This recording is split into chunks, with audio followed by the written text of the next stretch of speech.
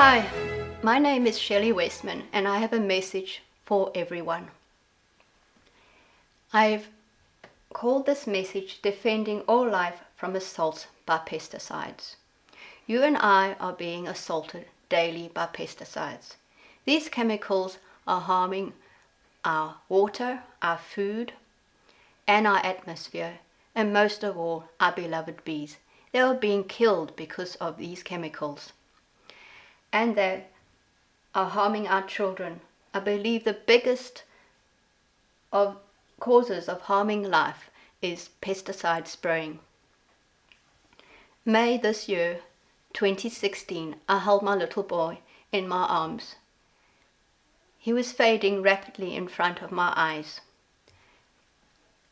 It was touch and go. No mother wants to go through this, and no family wants to go through this. Sean's 3 little brothers watched him nearly die, as well as my husband.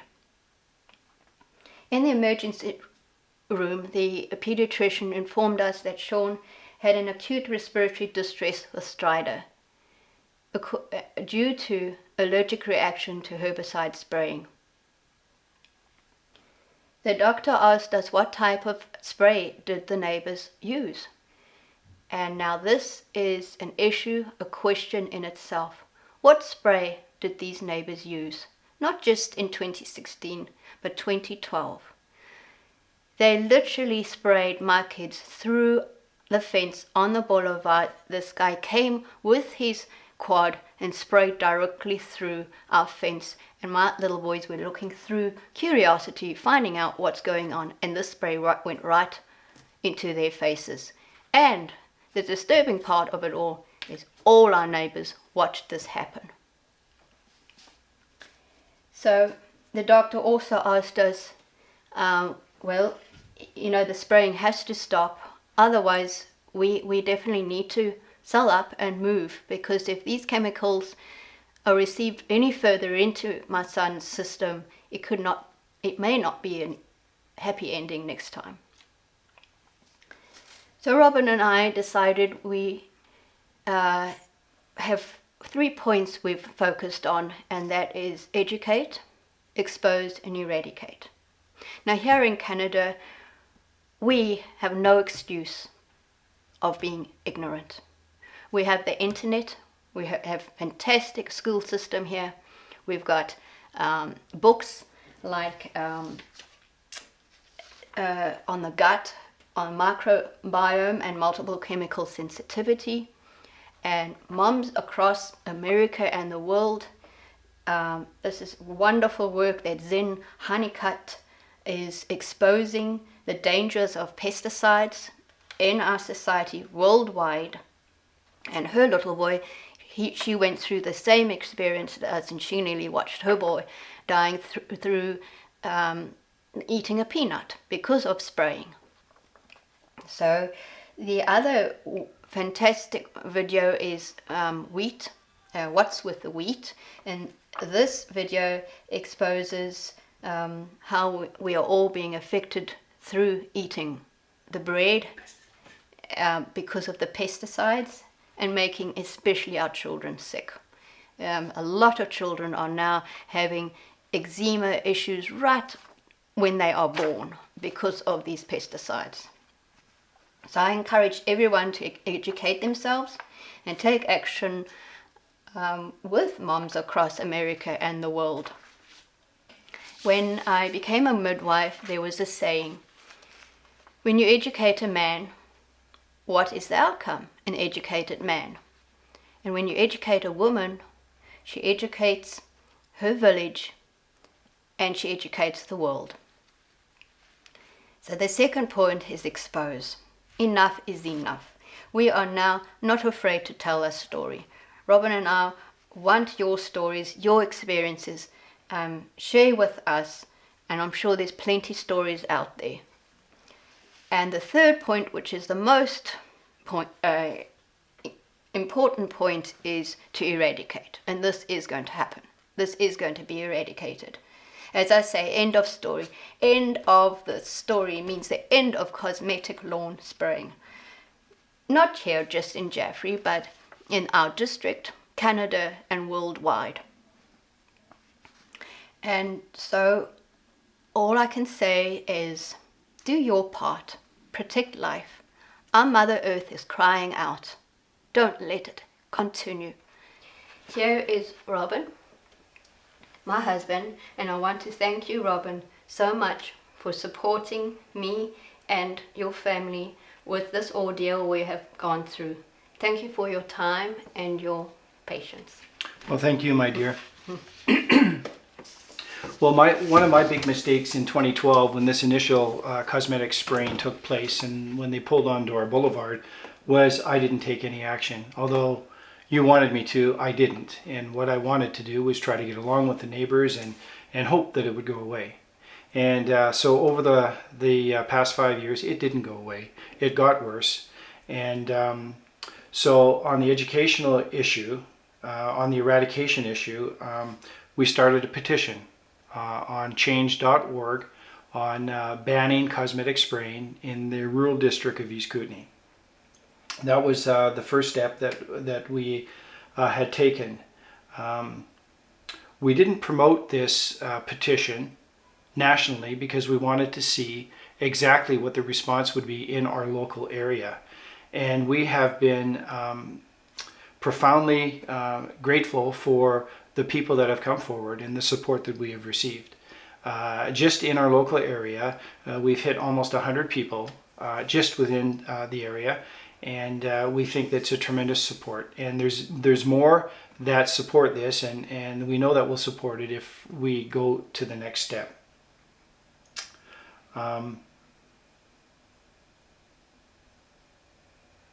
We're going to now involve all levels of government, especially the provincial government and the federal government and the local government.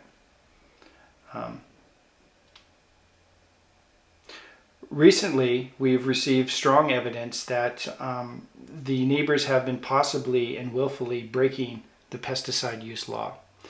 And to me, that's a pretty serious situation. Now, nobody wants to put anybody in a position, especially our neighbors, of confronting them and forcing a law on them. But in this case, we thought long and hard on this, that it needs to be exposed. The story needs to be told. So that's coming to the second point here on exposing. So recently, about 9 days ago, I received some photographs from another neighbor who was profoundly impacted and has been profoundly impacted by the spraying, the cosmetic spraying that has been going on.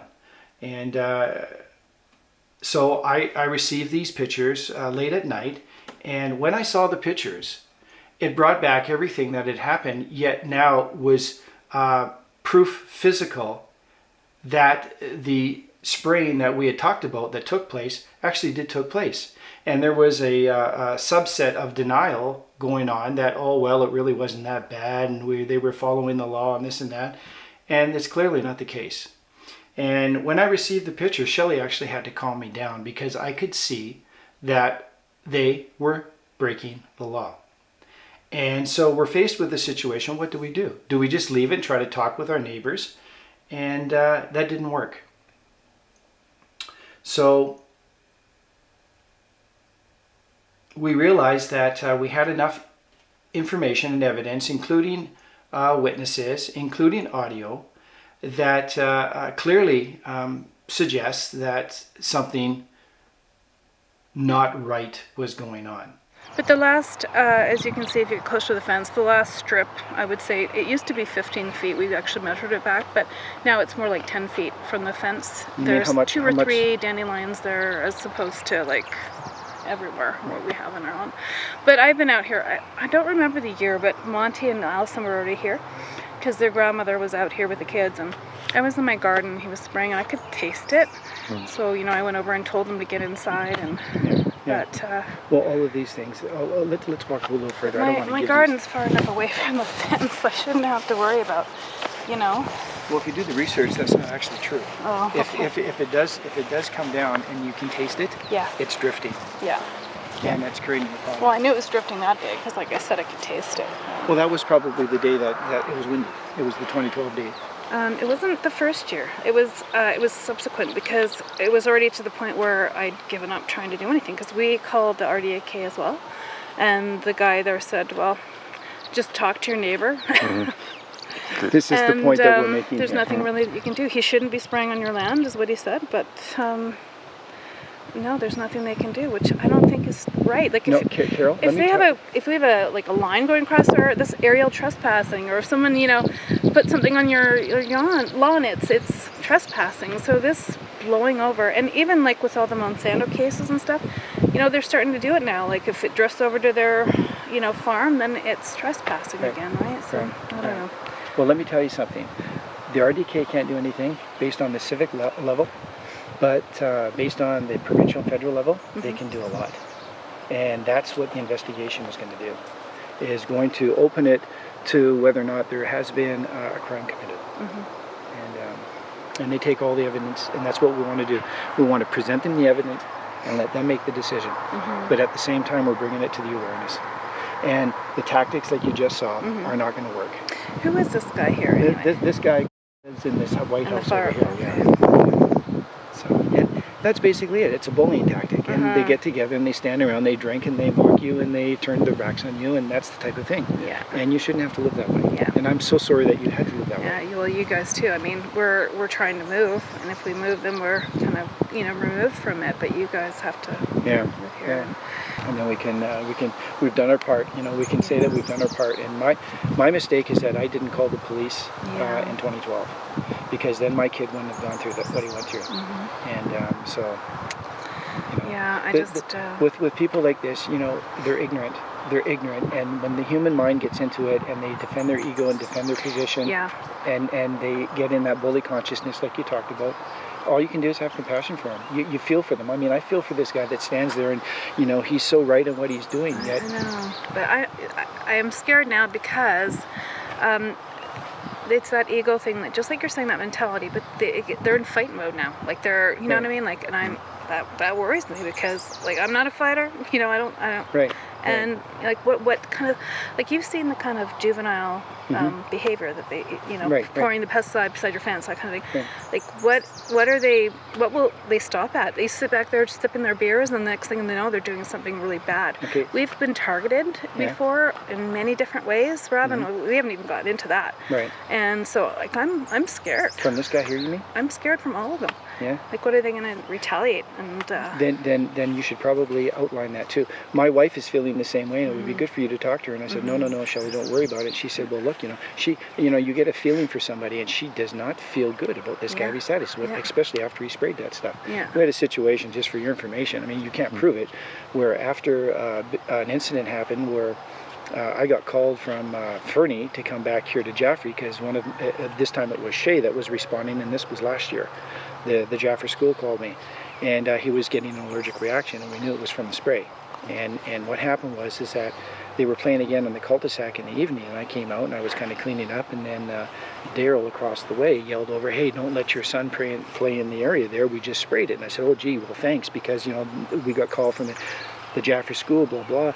And so there was about 6 or 7 of them drinking across over here, and this is the mentality that she's talking about. Oh, bullshit! Go back to diapers and grow up, and this type of thing. So that's the mentality.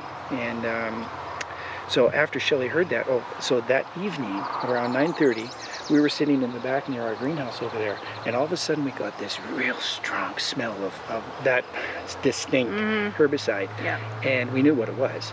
And when I decided to get up and go look over the fence, well, Brent was on his patio with his hand on the door, looking at me. He was trying to elicit a response from me, and I just shook my head and just left it. But that's the type of thing. Yeah, that's exactly. Yeah. Anyway. Well, we're this far. You can't be in fear. The police are fully informed. They absolutely fully know what's going on. There's an investigator involved in this. They know what's going on. They know the behavior that's been going on. So this intimidating stuff, he's a witness. He's seen what's going on. Yeah. We did nothing. We walked around and we took some pictures of the boulevard and the grass and stuff. Yeah. You can stand on a place and take a picture of a house. Yeah. That's not against the law. I know. It's like the thing is, there's there's children involved and, you know, people's health involved. It's not just a matter of, you know, it's escalated to the point where it's that's the bottom line, and that's where it has to stop. And if it takes me for them to, I mean, what else can they do, you know, other than, but you know, like I said to Daniel, I'm a nice guy, I'm an easygoing guy. I put up with this for 5 years. Okay, this man cannot look me in the eye. He walks by me and he's like this, but when he's around his friends, he's a big tough guy. But you know, next time it might be a little different. And with the police knowing what went on, have all the details, it's going to be a different story. So. So have you talked to any of the other neighbors? She's not home. He said he's all for it, and so the next step will be to do the little video, and then get it out there. So our plan, Carol, is that Shelley and I are going to create a YouTube account, a Facebook account, with the objective being of exposing this whole thing, not going after anybody personally, but exposing the immaturity of everything, and the lack of oversight. On the civic level, and what we can do about it by signing a petition and trying to get cosmetic spraying absolutely banned in the area, or at least in residential areas like this. And then at the same time, if there was a crime committed, well, something should be done. Yeah, for sure. And that's kind of the goal. So therefore, we've released all of that information, and we've given it to the authorities, and we've also given it to the media, so that there can be attention drawn to this issue. Now, people would ask, well, why are we taking such steps? Well, we're taking such steps when you see your child severely impacted to the point where your child almost dies. And people have said to me, how could that be possible? How could it be possible that a pesticide spraying could cause the near death of a child? And from the individuals that I've been in contact with through a citizen activist, a leading citizen activist in Canada named Tony Mitra, we've come to understand and learn that these pesticides are so harmful that they affect us at a level that is not talked about.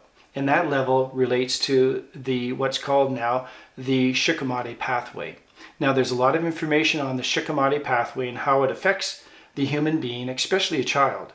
We're seeing multiple different problems of the gut on the rise today, in children as well as in elderly people. Everybody, really, all ages are being affected. And I think the glyphosate is a major player in that problem. My big concern about Roundup is what it does to the gut flora. And once you've got your gut flora messed up, then digestion becomes very, very difficult. Now, the argument in favor of using glyphosate that humans shouldn't worry about is because glyphosate only affects plants and bacteria. Okay? We are 10 times more bacteria than we are human cells. Therefore, glyphosate becomes a major issue for us to be real concerned about. They say we don't have the Shikimate pathway as humans, which is what is disrupted in plants when plants get killed by Roundup. We have that pathway through the bacteria in our gut. The Shikimate pathway is a process that happens in plants and bacteria, and it converts fructose that we consume into a compound called PEP, which then, through a series of steps, makes our beautiful aromatic proteins or amino acids, which then turn into our neurotransmitters. 90% of our neurotransmitters are made in the gut. If we don't have the bacteria that make these neurotransmitters through the Shikimate pathway, then we don't have enough neurotransmitters, and therefore our brains don't work as well as they could. We don't think as well as we could. And it's amazing how many things come from the Shikimate pathway, including, for example, folate, which is an essential B vitamin, and vitamin K, and serotonin, melatonin, melanin, dopamine, epinephrine. These are all really, really important molecules in the nervous system. Yet, from my brief understanding of this, we realized that when the initial dosing happened in 2012, when my children were directly sprayed, it affected their biome, it affected their immune system. And what happens is that when the Shikimate pathway in the human is affected, it's not the human per se, it's the pathway that the billions of bacteria in your gut influence your body. And so when the chemicals come in and kill that bacteria, it kills the immune system and it affects the health. And when a child has a developing immune system, it's even more so. And so this is what Tony Mitra has helped me understand through the contacts that he's put me in connection with. So we felt that these people need to be held accountable, because as we tried to speak with our neighbors, they literally laughed at us. I had a neighbor laugh in my face and say it's not possible, and none of the neighbors wanted to listen to us. Even in 2015, we were on the phone talking to local authorities, begging for assistance, begging them to help us stop this process, and we were told there's nothing that could be done. The neighbors should be responsible. The question becomes, have these neighbors been responsible? And should they be held accountable for the near death of our son, and for the harming of the environment, and the potential use of illegal pesticides and the illegal application of pesticides? And as hard as it's been for my wife and I to make this decision, we say yes, they need to be held accountable, and we need to be educated as to what these toxins really do. So as far as the education, I've been studying this issue for the past 10 weeks, as well as my wife. We've created a Facebook page. We've been posting information that we've been learning. We've been trying to help people understand what's going on. Shelley mentioned Moms Across America. What's with the wheat? We've been lovingly trying to help people understand that their children are being affected also. And so as we've gone through this process, as I've gone through this process, I've learned that there is a belief, and it is a belief, that these pesticides aren't harmful. And this belief is perpetuated from faulty science that has not been verified in the past. And Tony Mitra, in the video that you're about to see, talks a little bit about this. And so this has been part of our educational process. So Tony Mitra is Canada's leading citizen activist on food security and an advocate for glyphosate pesticide testing in our environment, food and human body fluids. So Tony has a new petition that he's just brought forth through the House of Commons, sponsored by a Member of Parliament, NDP, and we'll have a link to this at the end of the video, plus the link to our own petition. And we welcome and we hope that people educate themselves, sign this petition, learn about what's really going on, not what you're being told, but what's really going on, how it's affecting our health in multiple ways, and especially our children.